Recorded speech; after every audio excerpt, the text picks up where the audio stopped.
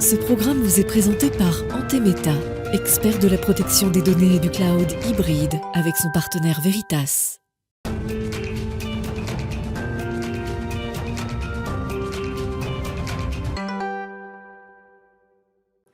Bonjour et bienvenue à tous.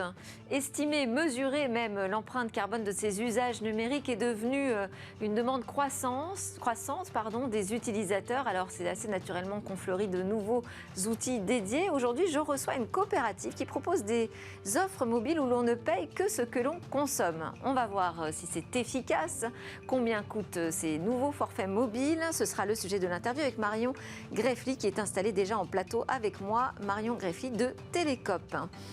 Et puis dans un autre registre, celui de la sécurité, là on a les poids lourds du numérique qui se sont entendus pour instaurer un nouveau moyen de s'authentifier en ligne et aussi sur ces appareils. Est-ce que ça sonne véritablement le glas des mots de passe? C'est ce qu'on verra avec deux experts tout à l'heure. Et puis on retrouvera notre rendez-vous J'y crois pour parler là aussi de cybersécurité. Serait-ce notre atout, notre meilleur atout européen dans le numérique? Mais tout de suite, c'est le moment de l'interview. On va parler de ces forfaits mobiles qui nous permettent de consommer moins.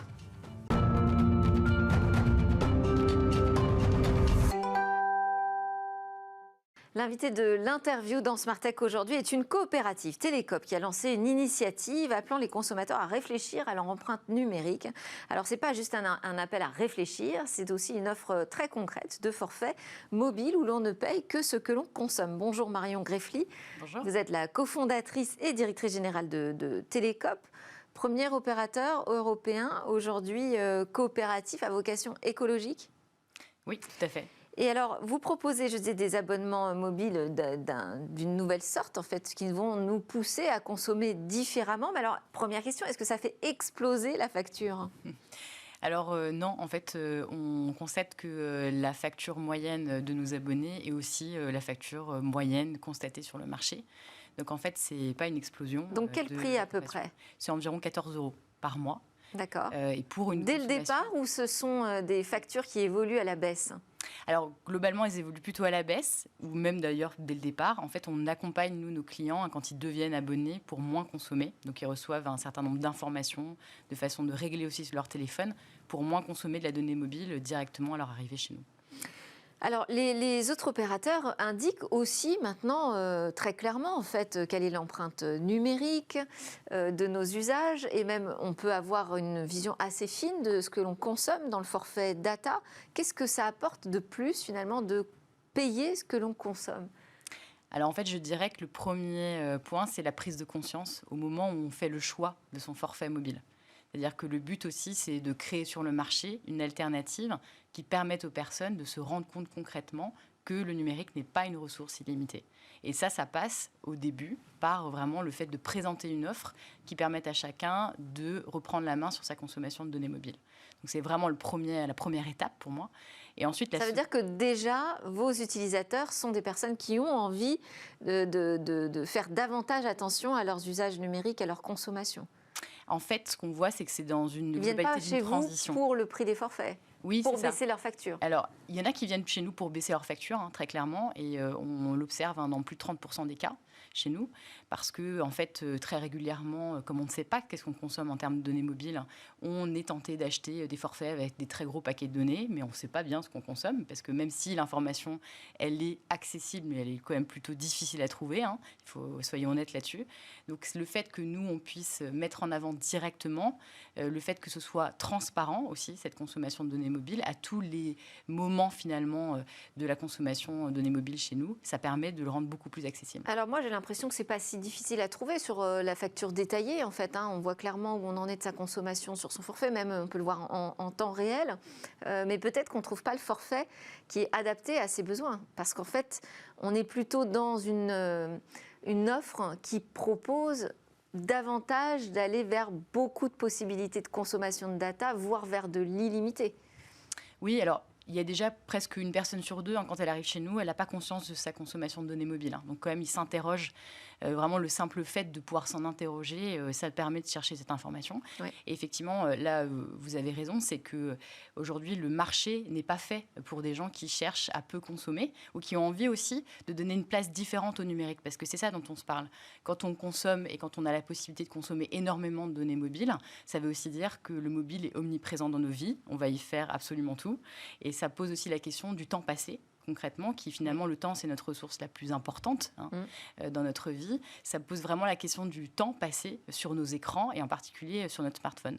Et aussi l'intégralité des données qu'on confie à notre smartphone, parce que ça encourage aussi d'autant plus à utiliser de plus en plus d'applications, etc. Donc, au-delà de la donnée mobile et concrètement de la consommation de données mobiles... Donc, c'est pas juste l'idée de dire, si je consomme moins de vidéos YouTube, je vais faire du bien à la planète, parce que ça, on sait que c'est un raccourci un peu rapide et voire faux. Tout à fait. C'est vraiment la question. Nous, ce qu'on questionne avec ces forfaits-là, c'est la place du numérique dans notre vie, en fait. D'accord. Et en tant que citoyen, pas uniquement en tant que consommateur, mais en tant que citoyen aussi, parce que le numérique pose aussi énormément d'autres questions, notamment de démocratie, de représentativité, etc. Donc, c'est aussi ça qu'on cherche à questionner quand on pose ces questions des données mobiles. Et combien d'abonnés? Parce que les forfaits ont été lancés en 2020. Oui. Vous avez combien d'abonnés aujourd'hui? Alors là, on en a près de 5000. Donc près de 5000 et près de 700 sociétaires aussi, puisqu'en fait, on est aussi en une France, entreprise. Oui, uniquement? Oui, tout à fait. Alors, vous lancez un deuxième forfait aussi, là, pour vous attaquer à l'obsolescence programmée, ou en tout cas à ce rythme de renouvellement de nos smartphones qui est un peu effréné par rapport à la durée de vie que devrait avoir ce téléphone qui est en général très bien conçu et qui pourrait durer beaucoup plus longtemps. Comment est-ce que vous vous y prenez? Quelle est votre solution? Alors, en fait, le constat qu'on a fait, c'est que, pareil, encore une fois, sur le marché, il y a une habitude qui s'est créée du fait qu'on doit pousser, finalement, le consommateur à changer régulièrement son smartphone. Nous, ce qu'on dit, c'est que, en fait, le cœur de l'impact environnemental, c'est nos smartphones, quand on regarde l'usage mobile, puisque 80% de l'empreinte environnementale d'un smartphone, c'est là où on peut véritablement agir. Exactement. Ouais. Et c'est pour ça qu'on a remonté la chaîne. On a dit, on parle d'abord de l'usage, maintenant on va parler des smartphones, donc de la fabrication en tant que telle de ces terminaux. Et donc l'idée de ce nouveau forfait, le forfait transition, c'est d'intégrer pour 20 € appels et SMS et 9 gigas de données mobiles, mais c'est surtout une aide financière à la réparation de nos smartphones, donc de 30 € tous les ans. L'idée, c'est d'en faire un réflexe. Donc dès la première année? Exactement, tout à fait. Parce que le but, c'est de pouvoir vraiment mettre en avant le fait qu'il c'est possible de réparer son téléphone. Donc, c'est d'en faire un réflexe, comme je le disais à l'instant. Et l'autre point, c'est de le rendre accessible. Donc, accessible en termes de coût. Finalement, que ça devienne plus facile et plus logique, finalement, de réparer son téléphone plutôt que d'en racheter un nouveau. Et l'autre point, du coup, c'est de le rendre accessible d'un point de vue géographique. C'est pour ça que c'est une aide financière qui n'est pas conditionnée à un certain réseau de réparateurs, mais c'est quelle que soit la réparation, même l'auto-réparation, qu'on pourrait avoir envie de faire. Alors, vous avez ressorti quelques chiffres. Les Français gardent leur téléphone, enfin leur smartphone, en moyenne 2 ans, alors qu'ils fonctionnent encore dans 88% des cas. Le problème, c'est pas souvent le matériel, finalement, c'est le logiciel aussi qui devient de plus en plus gourmand et qui fait que de très bons smartphones ont l'air d'être vieillissants avant l'âge. Tout à fait. Et c'est aussi pour ça qu'on travaille. Alors, ça, on a quoi comme solution face à ça ? Alors, il y a plusieurs solutions. Alors, d'abord, il y a toute la logique d'entretien et de maintenance de son téléphone. Moi, je dis souvent, en fait, un téléphone, c'est comme sa maison. Il faut pouvoir l'entretenir, il faut pouvoir supprimer des données, des applications, etc. Parce que tout ça, ça fait que, justement, ce téléphone est alourdi et a de plus en plus de difficultés à fonctionner correctement et qui nous pousse, du coup, à l'obsolescence logicielle et donc à en changer. L'autre opportunité, et donc là on travaille aussi avec des collectifs, avec d'autres entreprises qui travaillent sur ces questions-là, c'est notamment de s'attaquer directement au système d'exploitation de notre téléphone. Et donc là il y a une fondation qui s'appelle la fondation I et qui propose un système d'exploitation libre et open source. Libre iOS. Open source. Et I s'écrit avec un E. Et avec un E pour le coup, ouais. Exactement. Et donc vous travaillez avec eux. Exactement, dans le cadre du collectif Fairtech, où le but, c'est de pouvoir diriger les personnes qui souhaitent justement lutter contre l'obsolescence de leur matériel vers des solutions qui leur permettent de le faire. Parce que vous recommandez aussi des smartphones plus durables, plus respectueux de l'environnement dans leur fabrication ? Oui, tout à fait. Et dans le cadre du collectif Fairtech, toujours, ils rassemblent aussi Fairphone, qui est une marque justement qui a pour objectif de proposer des téléphones qui sont réparables le plus longtemps possible et produits dans des conditions éthiques. Et donc l'idée qu'il y a derrière, c'est aussi de pouvoir aider les personnes à garder toujours leur téléphone le plus longtemps possible, puisque c'est ça le cœur de l'impact environnemental. Alors là, vous lancez une campagne de levée de fonds participative avec les licornes avec 2 O, puisque ce sont des licornes à venir dans le domaine des coopératives. Qu'est-ce que ça change quand on est une coopérative pour lever des fonds ? En fait, ce que ça change, c'est qu'on cherche à être le plus représentatif possible, puisque le fonctionnement sous forme coopérative, c'est une personne est égale à une voix. Donc on vote en fonction du fait qu'on appartient à la coopérative, parce qu'on est devenu sociétaire finalement, la coopérative. Donc ça, c'est un point qui est essentiel. C'est des entreprises du coup qui sont très démocratiques, puisque on est du coup en capacité aussi. Et ça rassure ou ça inquiète les investisseurs ? Alors en fait, je pense qu'ils ne sont pas habitués. Ça, c'est le gros du point. Pourtant, la démocratie, c'est quelque chose qui est quand même relativement ancien dans notre vie, n'est-ce pas ? Donc, en fait, nous, on milite aussi pour que le champ économique il puisse aussi aller vers ces enjeux-là de démocratie, de représentativité et du coup aussi de légitimité, puisque dans nos coopératives, le gros intérêt, c'est qu'on reparle du besoin du coup, de nos clients et pas non plus du besoin uniquement de nos actionnaires, etc. Donc, c'est aussi ça que ça change dans une démocratie coopérative. Et donc, vous êtes ce qu'on appelle un MVNO, donc un opérateur mobile virtuel. C'est un marché très compliqué aussi ? C'est un marché très compliqué, très concurrentiel. Et c'est surtout aussi un marché, quelque part, qui est dicté par, finalement, un développement et une sorte de technologie, je les dirais, qui vraiment prend le pas sur le besoin que je citais tout à l'heure.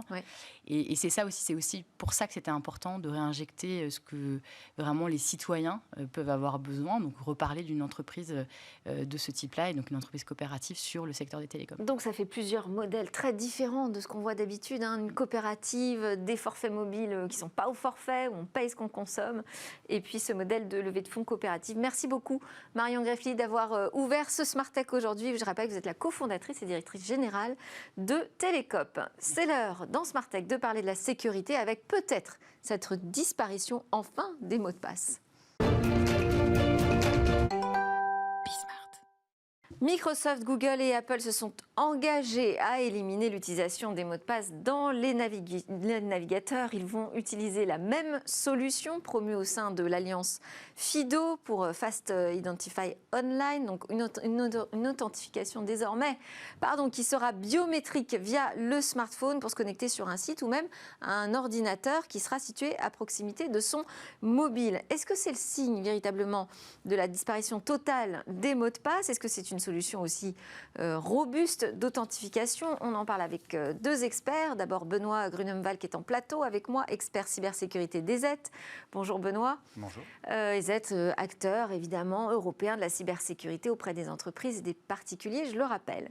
Et en visio avec nous, Ludovic Broyer. Bonjour Ludovic Broyer, fondateur d'Iprotego, une agence française d'e-réputation. Qui répond aux enjeux de protection de la vie privée et aussi de cyberharcèlement. Bonjour, merci d'être connecté avec nous. On va commencer en plateau avec Benoît Grunemwald. D'abord, est-ce que cette annonce des géants du numérique autour d'une fin des mots de passe, pour vous, c'est vraiment l'annonce de la fin des mots de passe, là, d'ici fin 2022 ? Alors, avant que ça soit implémenté, il va se passer un petit moment. Donc, on espère et on fait en sorte que l'on utilise de moins en moins de mots de passe, que l'on trouve des solutions alternatives sécurisées. Mais entre le moment de l'annonce et la création des protocoles et leur implémentation au sein des applications, chez les divers acteurs, il va quand même se passer un moment. Bon, parce qu'on n'est pas tout à fait prêt là pour les éliminer complètement, ces mots de passe.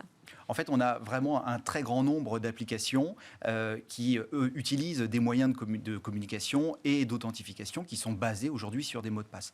Donc, modifier ces modèles, modifier ces applications, parfois des applications qui ont coûté des millions, des applications bancaires qui sont déjà robustes, qui ont été testées, éprouvées, même si c'est pour apporter plus de sécurité, il va falloir mener le changement et ce changement peut lui aussi avoir un coût.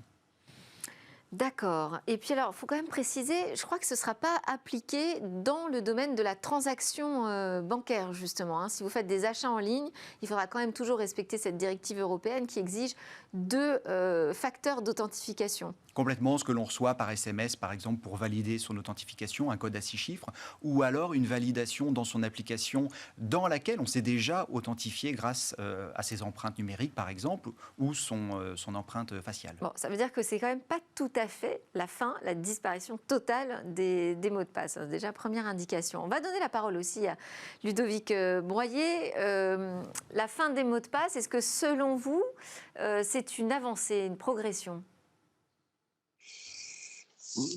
Oui, aller vers plus de fluidité, moins de friction pour l'utilisateur et vers un système qui va permettre d'utiliser un degré de sécurité bien plus élevé est forcément une belle avancée. Aujourd'hui, trop de gens, quel que soit leur niveau professionnel, d'ailleurs des dirigeants d'entreprise tout aussi bien, vont utiliser des mots de passe vraiment trop simples, parmi les mots de passe les plus simples. Et ça représente un vrai risque en matière de sécurité des données ou personnelles ou des données de l'entreprise. Donc, c'est une nécessité pour pouvoir gérer plus de sécurité ou plus de services sans avoir à retenir de manière mécanique d'autant plus de mots de passe compliqués. Ce qui ne marche pas à l'évidence, on le voit bien. Est-ce que vous pensez pour autant que la fin de ces mots de passe avec une authentification qui sera désormais biométrique, donc qui utilisera la reconnaissance faciale à travers le smartphone, est-ce que vous pensez que ça va nous permettre de nous protéger de tous les dangers, de toutes les cyberattaques ? Oui, mais je crains qu'il n'y ait pas de recette miracle. Il n'est pas impossible que dans une certaine mesure, on ne fasse que reporter le problème à l'étape suivante. Si j'arrive à duper un système de reconnaissance faciale d'un téléphone, ça peut commencer à représenter une fragilisation. En revanche, là où c'est clairement positif, c'est sur la circulation des mots de passe volés et des couples d'identifiants mots de passe qui peuvent circuler sur le darknet, en l'occurrence, et qui font l'objet d'un véritable commerce. Donc pouvoir faire réduire cette manne, c'est à la fois améliorer la sécurité des utilisateurs et puis réduire un business qui est pas très sain finalement. Ouais, c'est véritablement une plaie en fait, les mots de passe dans le monde de la cyber. Oui, alors c'est une plaie à la fois pour l'utilisateur personnel, pour l'utilisateur d'entreprise et pour la jonction qu'il y a entre le privé et le professionnel qui s'est, on va dire, pas aggravé, mais qui s'est étendu avec le télétravail. Ouais. On l'a bien vu, cette sphère publique-privée se raccroche. Avec des mots de passe qui sont trop faibles, trop fragiles. Le nombre d'attaques causées par des mots de passe trop faibles est phénoménal, non ? Est phénoménal. Nous, on a noté avec le début de la pandémie et l'ouverture de certains services des entreprises pour leurs employés qui étaient donc à l'extérieur, plus de 41% d'attaques liées aux tentatives pour deviner des mots de passe sur, en particulier, des services RDP. Donc, c'est-à-dire le protocole qui permet de se connecter à un ordinateur qui serait resté au bureau à distance. 41%, oui, c'est quand même assez impressionnant. Donc ces types d'attaques, demain, est-ce qu'elles vont disparaître, Benoît, avec la fin des mots de passe ? Alors, ces types d'attaques ne vont pas disparaître parce que l'initiative qui est proposée est une initiative qui est tournée vers l'utilisateur, mais il faut savoir que il y a énormément de cas dans lesquels on utilise les mots de passe. Le plus simple, c'est celui pour accéder à ses messageries, à ses réseaux sociaux, etc. Mais en entreprise ou à la maison, on va utiliser des mots de passe très fréquemment. Si vous avez des objets connectés, par exemple, on sait qu'il y a des botnets, notamment Mirai, qui est un botnet qui est très répandu et qui vise des objets connectés en utilisant les logins et le mot de passe par défaut. Donc, si vous êtes un utilisateur chez vous ou en petite entreprise et vous ne changez pas ces mots de passe-là, eh bien, vous vous retrouvez également potentiellement dans un botnet. Et ça, il va falloir continuer à s'en occuper, finalement. Ça ne va rien changer pour ces objets connectés. Pour ces objets connectés, ça va pas changer parce qu'on ne peut pas forcément appliquer des mécanismes très complexes sur ces objets connectés. Il va falloir continuer à avoir une bonne hygiène informatique. Et puis ensuite, il va falloir également penser à nos smartphones, à nos ordinateurs qui peuvent eux-mêmes être pris d'assaut par des logiciels dont l'objectif est de récupérer les informations de connexion une fois qu'on est connecté avec succès et pouvoir les réutiliser ailleurs. Donc de toute façon, on va continuer à avoir un jeu du chat et de la souris. Au plus on va inventer et mettre de sécurité, au plus les cybercriminels vont, eux, trouver des moyens de contournement. Et alors, quel intérêt y trouvent finalement les géants du numérique à s'accorder sur une solution commune pour répondre à un problème de sécurité? Vous nous dites, bah, oui, mais pas vraiment, puisque finalement, ça va en générer d'autres problèmes de sécurité. Qu'est-ce que vous pensez, vous, d'intéressant? Qu'est-ce qui peut motiver ces acteurs du numérique, Ludovic Bourrier? La gestion de l'identité numérique, c'est un peu le Graal. Aujourd'hui, personne n'est véritablement le gestionnaire de l'identité numérique des internautes et j'ai envie de dire tant mieux, parce que c'est un énorme pouvoir. Les États veulent le gérer, proposent de le gérer, travaillent en ce sens, avec par exemple le projet national et européen de carte d'identité numérique. Et ça a toujours été l'objectif. En proposant ce protocole, les GAFAM simplifient certes la vie des internautes et aussi prennent une prééminence indiscutable si ce système bien, finalement est tellement adopté qu'il se généralise et devient le système majoritaire. Ils auront définitivement pris le lead sur ce point. Mais effectivement, moi, la grosse crainte que je vois, et je rejoins votre invité en plateau en ce sens, c'est que on risque de reporter le problème sur l'appareil. Et c'est les appareils qui vont être d'autant plus l'objet des attaques et des tentatives d'effraction. D'autant que ce système, je ne suis pas dans le secret des dieux, mais si j'ai bien compris son fonctionnement technique, il y a une clé qui va être définie et qui va pouvoir être transférable d'un appareil vers un autre par Bluetooth si on a besoin d'autoriser un nouvel appareil. Ce qui veut dire que c'est probablement encore le jeu du chat et de la souris qui continue, la serrure et le voleur. Et maintenant, c'est sans doute dans le téléphone que les hackers et que les pirates vont aller chercher l'information. Donc on va être d'autant plus l'objet, je pense, de ce point de vue-là. Ce qui, finalement, peut même créer une fragilité parce que les smartphones sont peut-être les appareils les moins bien protégés aujourd'hui des utilisateurs. Et oui, malheureusement, on le constate, l'utilisateur qui achète un ordinateur, quel qu'il soit, a le réflexe de mettre ce qu'on appelait avant un antivirus, une suite de sécurité. Par contre, il n'a pas ce réflexe-là ni avec son smartphone, quel que soit l'OS, ni avec ses objets connectés, qui sont pour autant des mini-ordinateurs. Donc ça va peut-être changer aussi la donne de ce point de vue-là, parce que si on s'aperçoit que la fragilité vient de notre équipement mobile, on va peut-être davantage travailler sur sa sécurité. Est-ce que ça modifie les outils que vous allez mettre à disposition ? Alors, on suit cette tendance. Ce qui est décidé là par l'Alliance FIDO, donc de dire que finalement l'authentification sera hyper simple parce qu'il y aura un seul facteur d'identification, c'est la reconnaissance faciale depuis le smartphone. Est-ce que ça va modifier les offres de cybersécurité pour les smartphones ? Pour les smartphones, on va augmenter les niveaux de protection et notamment créer des mécanismes qui vont encore plus sécuriser l'authentification même du smartphone.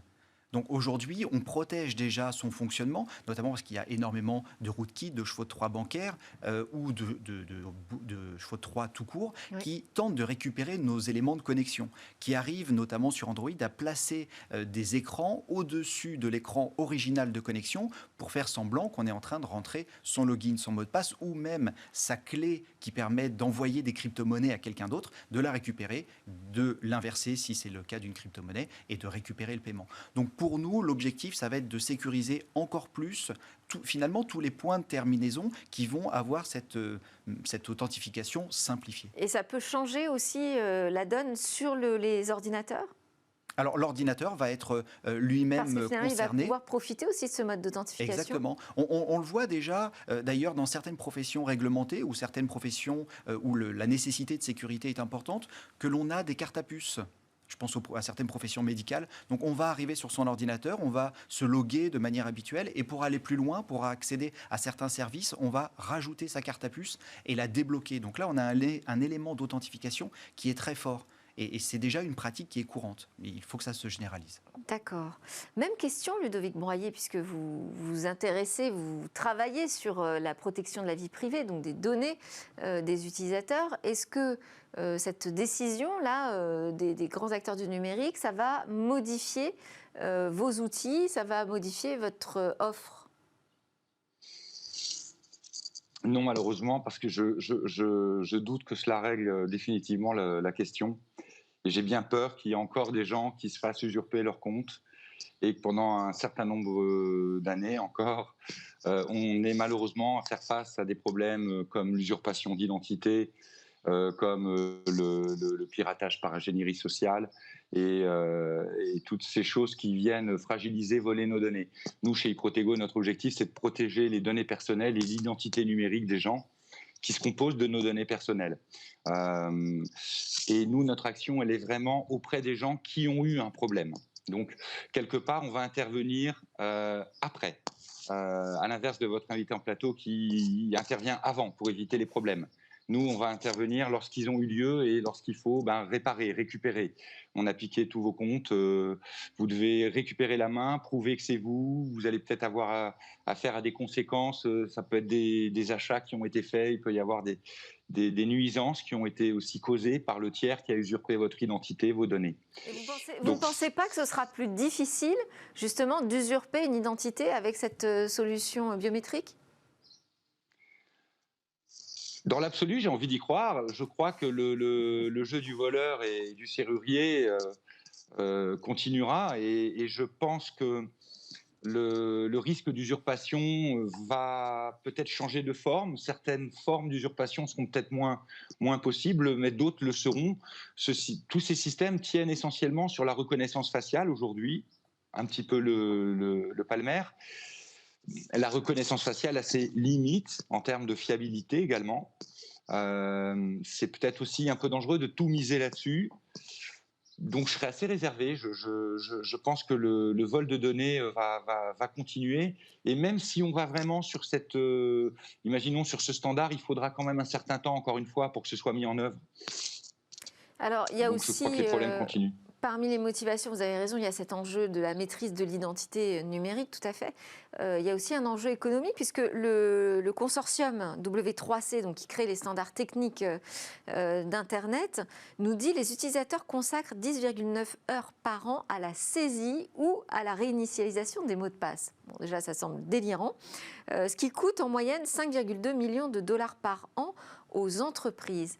Est-ce que la fin de ces authentifications par mot de passe, ça va aussi permettre d'alléger les coûts pour les entreprises ? Oui, complètement. Et je confirme les chiffres du W3C.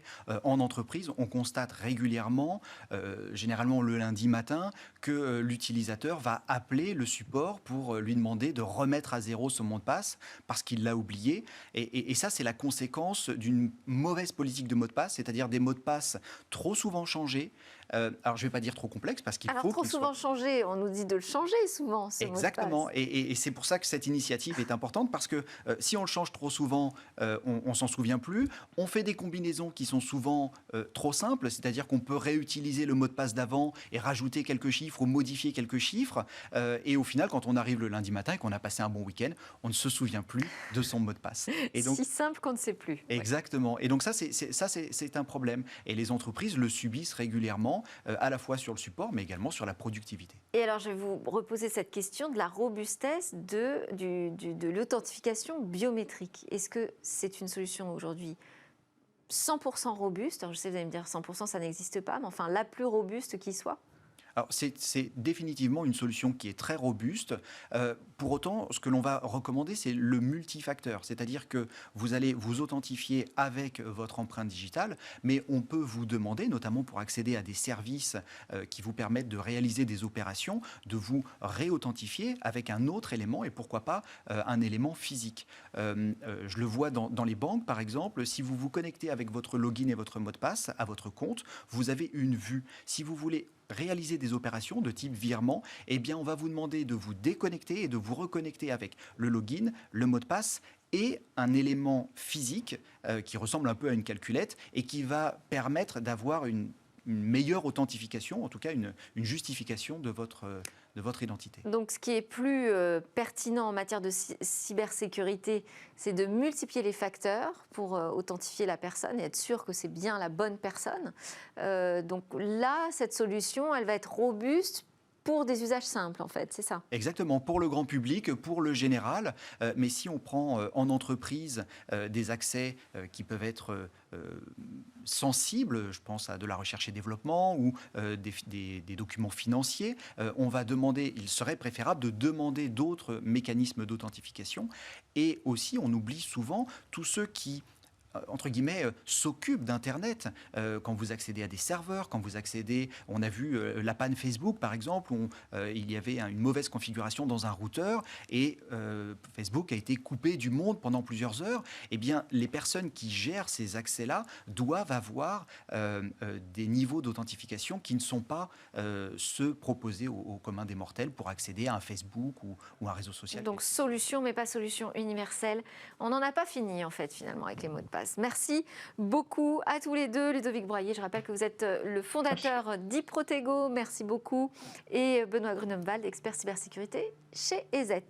Juste après la pause, on se retrouve dans Smart Tech. On va parler encore de cybersécurité, mais comme un atout pour l'Union européenne.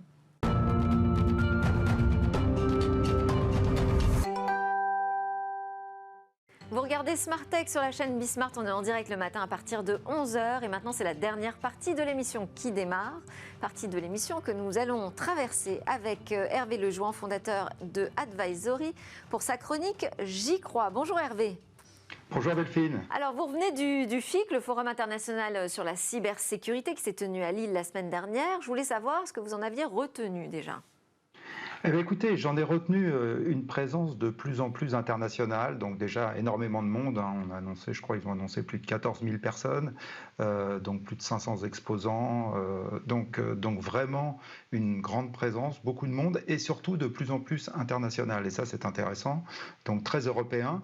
Et ça a été vraiment, je crois, un des marqueurs du FIC pour le projeter finalement à la dimension européenne. Donc, parce que dans FIC, on entend international, Forum international de la cybersécurité, mais là vous nous dites, bon, jusqu'ici, ce n'était pas encore tout à fait le cas. Là, qu'est-ce que vous avez trouvé comme signe de véritable internationalisation ? Ah bah déjà, un des premiers signes, puisqu'il y a énormément de start-up au FIC, vous le savez, depuis un certain temps, ils organisent un prix de la start-up qui était jusqu'à maintenant, jusqu'à l'année dernière, réservé aux start-up françaises. Et bien cette année, pour la première fois, le prix a été élargi aux start-up européennes. Et donc, il y a eu plus de 70 startups qui se sont présentées, 14 ont été retenues, 14 startups européennes. Et pour preuve, c'est une société suisse, alors qui fait partie de l'Europe en tant que telle, qui a été élue et qui a eu le prix de la startup du FIC, et suivie par des startups françaises. Mais on voit bien que ça, déjà, c'est un point. Et en discutant, moi, avec les organisateurs, ils pensaient qu'effectivement, c'était vraiment le moment de passer à cette étape-là. Et il y a eu aussi à côté de cela, beaucoup de conférences qui étaient purement en anglais, donc aussi pour la première fois au FIC, même s'il y a des traductions en anglais pour les conférences en française. Mais là, c'était des intervenants qui ne parlaient pas le français, qui étaient de pays européens, voire espagnols, de la Commission européenne, voire d'autres pays qui représentaient, et donc qui sont venus. Et donc là, on voit bien qu'il y a cette volonté d'en faire l'événement européen. Donc ça, je crois que c'est vraiment quelque chose à noter. Et des représentations aussi d'organisations importantes au niveau européen qui étaient présentes.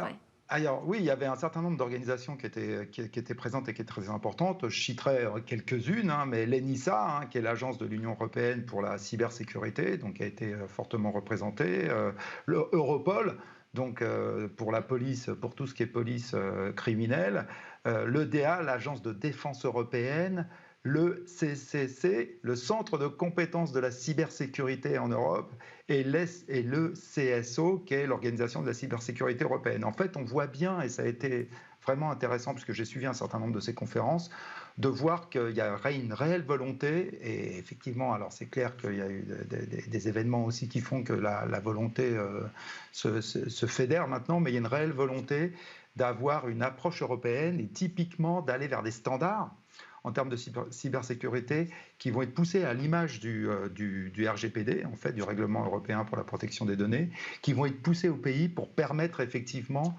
aux startups européennes, voire internationales, mais européennes, de pouvoir s'étendre au niveau européen. Donc il y a une réelle volonté d'approche internationale et européenne à ce niveau-là.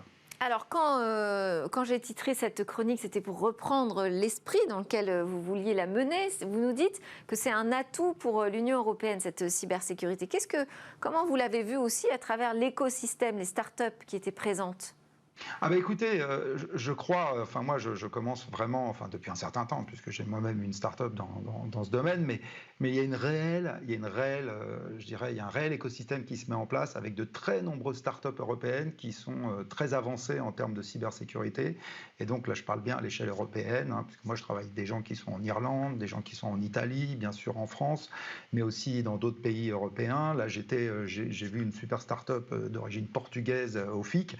Donc il y a un mouvement et avec des gens extrêmement compétents et qui sont suivis à la fois par des organisations. Il y a le Campus Cyber en France qui a été inauguré en février 2022 et qui héberge un certain nombre de pépites, on va dire, européennes, françaises, mais ça se réplique aussi dans un certain nombre de pays européens. Et sur ces startups, il y avait énormément de startups présentes au FIC, alors soit qui étaient sous des bannières de type région, parce que les régions étaient présentes, donc la région Hauts-de-France, la région Grand Est, la région Bretagne étaient présentes avec leurs startups, mais aussi il y avait des régions, enfin pas des régions, mais des pays qui représentaient, comme la Suisse et le Luxembourg. Et donc on a vu un certain nombre de startups et puis des bannières comme Exatrust, qui est une organisation, une association justement autour de la cybersécurité qui fédère un certain nombre d'acteurs et de startups. Et là, on voit vraiment qu'il y a un écosystème et que l'Europe veut se positionner. Enfin, je dirais, parce que vous savez que je milite pour que l'Europe se réveille, entre guillemets, et je pense que sur la cybersécurité, on est sur le chemin de se réveiller. Alors, bien entendu, il va falloir toujours... Est-ce qu'Hervé, c'est justement un endroit d'un secteur du numérique où on peut vraiment se démarquer en Europe ? Ah, je pense clairement. Et d'ailleurs, le FIC va organiser le FIC North America, le FIC Amérique du Nord à Montréal au mois de novembre. Et le but, c'est d'amener des startups européennes pour les présenter finalement à la fois au Canada et aux États-Unis. Donc, parce qu'il y a une réelle valeur. Et moi qui suis d'ailleurs connecté en ce moment avec des Américains, je vois qu'ils s'intéressent énormément. Alors, bien entendu, l'enjeu va être, comme toujours, de pouvoir les garder, de les faire grandir. Mais je crois sincèrement que c'est un énorme atout en ce moment et aujourd'hui en Europe d'avoir des pôles de compétences extrêmement forts en cybersécurité avec effectivement des sociétés qui foisonnent un petit peu partout avec des approches différentes et qui sont soutenues par des gouvernements, par l'Union européenne et maintenant par des fonds d'investissement. Ce que j'espère, c'est que les fonds vont pouvoir les soutenir pour qu'elles grandissent, grossissent et s'exportent aux États-Unis et ailleurs et ne soient pas rachetées plus rapidement que prévu. Oui, et puis quand on parle de start-up dans la cybersécurité, il faut aussi penser industrie, parce que ça, c'est aussi un autre volet qui est de plus en plus important. C'est tout ce qui touche la cybersécurité industrielle, finalement, et question de sûreté aujourd'hui. Absolument, on appelle ça l'OT, l'operational, les technologies d'exploitation en fait, et c'est vrai qu'aujourd'hui il y avait d'ailleurs une conférence spécialisée là-dessus et des sociétés spécialisées là-dessus, et j'ai assisté à quelques démonstrations d'ailleurs par Orange Cyberdéfense qui montraient effectivement la protection d'un process industriel, et là on ne parlait pas de choses dans le domaine virtuel, c'était vraiment des processus industriels qui sont attaqués aujourd'hui, et là il y a énormément aussi de start-up et de sociétés qui vont protéger et proposer des solutions. Par exemple, il y en a une qui s'appelle Cube Cleaner. On n'a pas le temps d'en citer d'autres, malheureusement. Voilà. Merci beaucoup Hervé Lejoin, ça fait beaucoup d'enjeux et effectivement quelques atouts pour la France et l'Europe en matière de cyber. Hervé Lejoin, vous êtes donc le fondateur d'Advisory. C'était Smart Tech, on se retrouve dès demain. Demain, c'est l'ouverture de Vivatech. En attendant, excellente journée à tous.